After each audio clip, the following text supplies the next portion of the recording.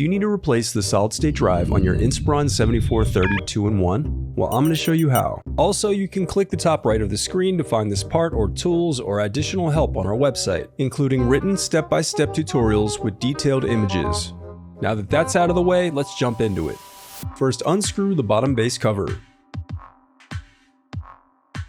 Then use a plastic scribe to pry apart and remove the bottom base cover. To prevent static discharge, I recommend disconnecting your battery before moving any further. Now unscrew and slide out the bracket and 2230 solid-state drive.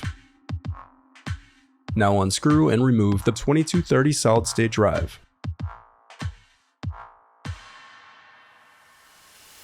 The reassembly of your laptop is as simple as following your steps in reverse.